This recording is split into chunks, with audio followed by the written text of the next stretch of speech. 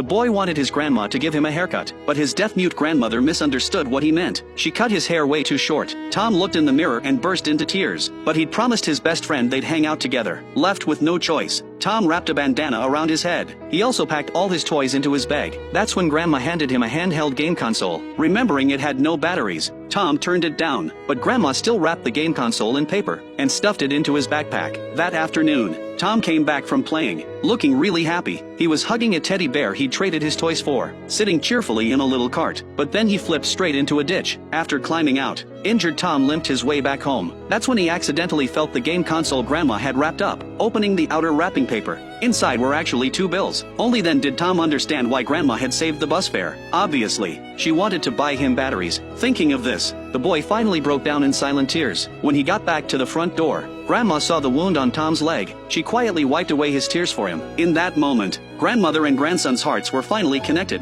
But the time to part ways was coming soon. Turns out Mom had already sent a letter she'd be picking him up soon. That evening, Tom carefully taught Grandma how to read, stroke by stroke, because Grandma couldn't speak. Sometimes they could only stay in touch by letter. So Tom told Grandma, "If you get sick, just send a blank piece of paper. Then we'll know you're sick and we'll come right away." Tom cried as he gave these instructions. Grandma listened intently, wiping her tears and nodding. Before bed, Tom threaded needles for Grandma in advance, neatly sticking them in the pincushion. This was the last thing he could do for Grandma. Early the next morning, Tom had to leave. He felt too awkward to say goodbye to Grandma. It wasn't until he got in the car that through the window, he mimicked the gesture Grandma always made to him, silently expressing his regret. The car slowly pulled away. Tom's gaze pierced through the window. All he could see was Grandma's bent figure, walking away, getting smaller and smaller.